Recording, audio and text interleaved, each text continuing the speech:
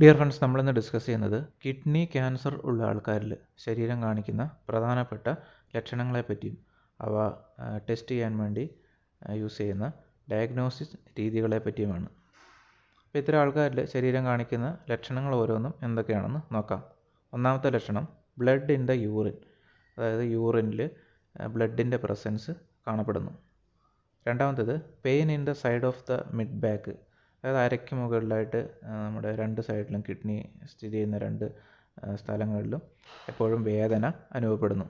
മൂന്നാമത്തേത് lump in the area of back, നമ്മുടെ പുറകുവശത്തൊക്കെ ചെറിയ മുഴകൾ പോലെ കാണപ്പെടുന്നു. നാലാമത്തേത് വെയിറ്റ് ലോസ്, നമ്മുടെ ശരീരത്തിൻ്റെ വെയിറ്റ് ക്രമാതീതമായിട്ട് കുറയുന്ന അവസ്ഥ ഉണ്ടാകുന്നു. അഞ്ചാമത്തേത് നൈറ്റ് സ്വെറ്റിംഗ്, രാത്രി കാലങ്ങളിൽ ബോഡി കൂടുതലായിട്ട് സ്വെറ്റ് ചെയ്യുന്ന, അതായത് വിയർക്കുന്ന അവസ്ഥ ഉണ്ടാകുന്നു. ആറാമത്തേത് അൺഎക്സ്പ്ലെയിൻഡ് ഫീവർ, അതായത് ശരീരത്തിൻ്റെ ടെമ്പറേച്ചർ എപ്പോഴും കൂടിയിട്ട് എപ്പോഴും ഒരു പനി പോലെ അവസ്ഥ ഉണ്ടാകുന്നു. ഏഴാമത്തേത് ഹൈ ബ്ലഡ് പ്രഷർ, നമ്മുടെ BP നോക്കുകയാണെങ്കിൽ BP എപ്പോഴും കൂടുതലായിട്ട് കാണപ്പെടുന്നു. എട്ടാമത്തേത് swelling of your ankles and leg, അതായത് കാല് ജോയിൻസുകളിലൊക്കെ നീർക്കെട്ട് ഉണ്ടാകുന്നു. ഒമ്പതാമത്തേത് ലോസ് ഓഫ് ആപ്പിറ്റേറ്റ്, അതായത് വിശപ്പില്ലായ്മ അനുഭവപ്പെടുന്നു.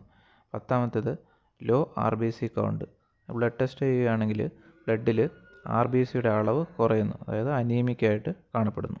ഇതൊക്കെയാണ് പ്രധാനമായിട്ടും കിഡ്നി ക്യാൻസർ സംശയിക്കുന്ന ആൾക്കാരിൽ ശരീരം കാണിക്കുന്ന ലക്ഷണങ്ങൾ. അപ്പോൾ ഇത് നമുക്ക് കണ്ടുപിടിക്കാൻ വേണ്ടി പ്രാഥമികമായിട്ട് ബ്ലഡ് ടെസ്റ്റുകൾ ചെയ്യാം.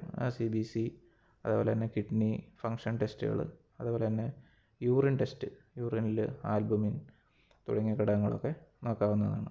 ഇനി അതുകൂടാതെ ultrasound scanning, CT scan, MRI ഒക്കെ ചെയ്യാവുന്നതാണ്.